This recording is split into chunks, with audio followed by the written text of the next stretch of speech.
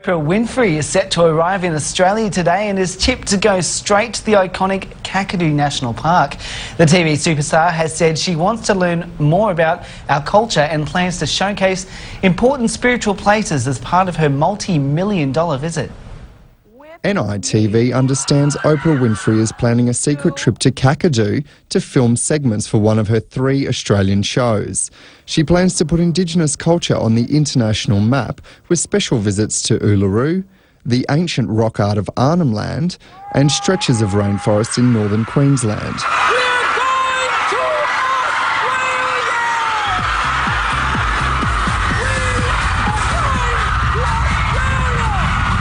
Northern Territory songbird Jessica Mauboy and running champion Kathy Freeman were high on the list of those expected to make guest appearances on the show. But Jessica's publicist has initially denied she would be performing on the show. Kathy, meanwhile, will be working with her kids' foundation on Palm Island. The Oprah brand is so powerful that a Facebook group was set up to get Alco Island musician Gurumul on the show.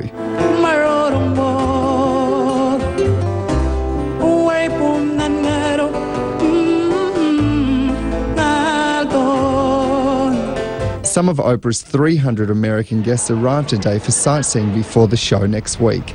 And 6,000 lucky Australians have also won tickets. One of them is Eileen Burchill from Mossman in far north Queensland. The avid fan and her friend Sandy Davis have scored tickets to the show. I was like a starting mullet, so to speak, and I just more or less said to her, "Are you kidding?"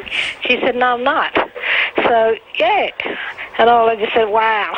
Miss Burchill said Oprah's story of overcoming adversity reflected the struggle of Australia's Aboriginal people. I think there are similar circumstances there, that there's some things are very common there, how she was brought up and whatever.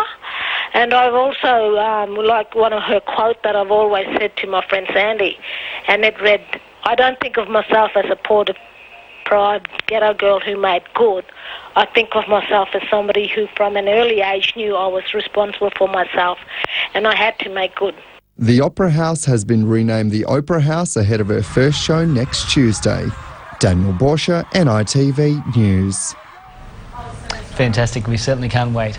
Australia has well and truly fallen under Oprah's spell after her 2 shows at the Sydney Opera House.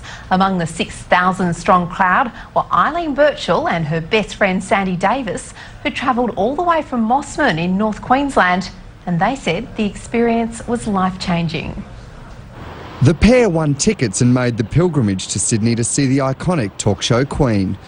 And in an extra coup, they scored tickets to both shows filmed at the Sydney Opera House. We went to Oprah! They sat with clear views of the show and the woman who drew thousands.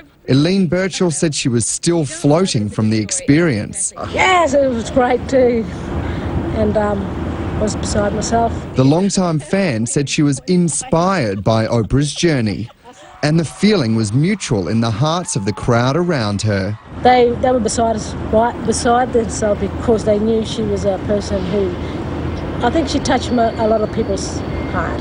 When she was talking about living your life with purpose and always ensuring that every day is lived with purpose, because that in a lot of ways embodies our lives every day in far north Queensland.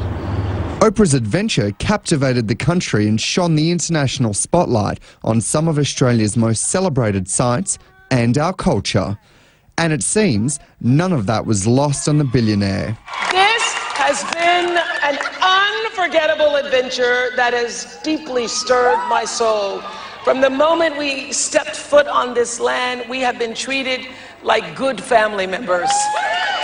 Oprah's final Australian show ended with 14-year-old Tyas from Thursday Island fronting the Gondwana National Indigenous Children's Choir for a version of I Still Call Australia Home in language.